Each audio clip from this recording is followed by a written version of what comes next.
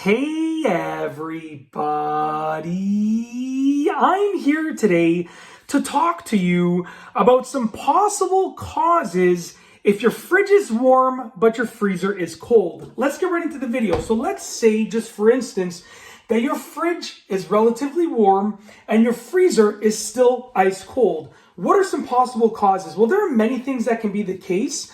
However, I'm going to go over 4 things that might be the problem, and then also a quick thing that you can try to do to fix the problem. And this will work in many modern fridges and freezers, and it's really easy to do. It'll take you about a minute, and like anyone can do it, okay? But let's go over the possible causes first. So number 1 is to look at the actual temperature setting on the fridge and the freezer. Now, depending on your fridge and freezer, you will likely, if it's a modern one, you'll likely be able to adjust the temperature in some way, shape, or form. Most of the time, it's going to be digital. You can see on this one up here at the top, it shows the temperatures. Everything is fine in my case. But essentially, you can increase or decrease the temperature. So you want to see if maybe you or someone in the household adjusted the temperature. Maybe someone set the fridge to a warmer temperature, and that's just, that's just literally the reason behind it. So that's the first and the easiest thing to do.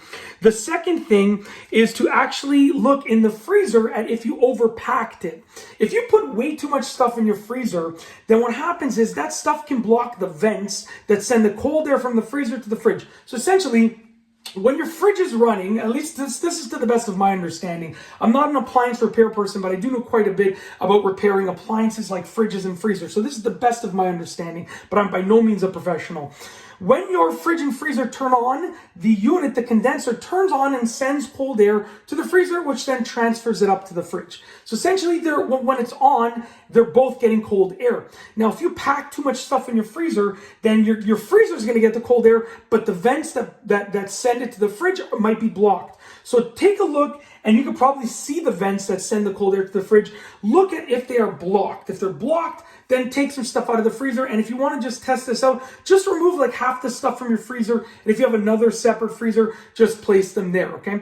If you don't have another freezer, maybe you can use a cooler with some ice temporarily. Just take out some stuff from the freezer for like, I don't know, half an hour and see if your fridge cools down. That will give you a good idea if that's part of the problem.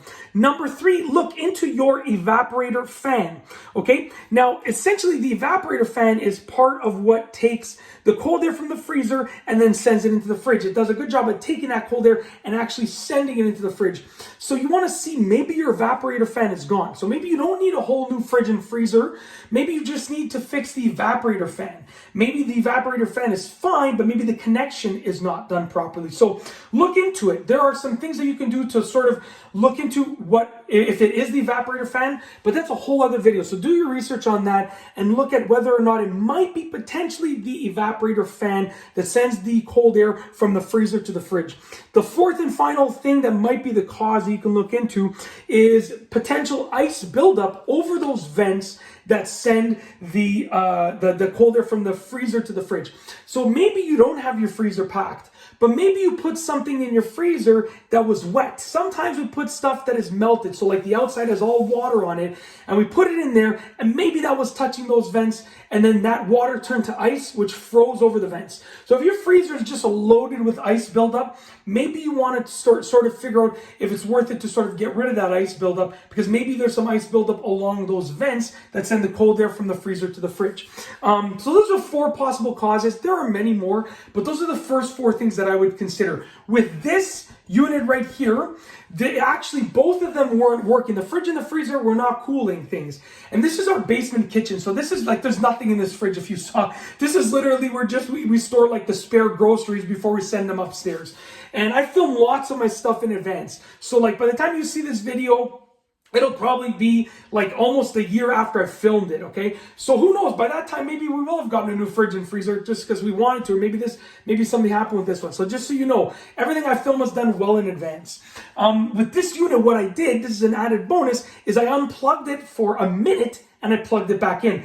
And it worked. All of a sudden it worked. And part of the reason I believe was the motherboard. There was a problem with the actual computer unit that sort of determines the temperature and when to turn everything on. So by unplugging it and plugging it back in, I just reset that unit essentially. I restarted it and it just worked fine. So literally I was like, oh man, we're going to have to spend like I don't know, a couple $1,000 on a new unit. And this isn't even our main fridge and freezer. It's just something that we use to store extra stuff, but we do use it. My wife and I have 4 kids together. So literally we have 4 kids. So like there's 6 of us in this household. So like what you saw here is just a low amount of stuff. When we go grocery shopping tomorrow, there's probably going to be significantly more until we end up moving it upstairs for the week to the main fridge and freezer. And then we load it up again every week. So, you know, we do use this.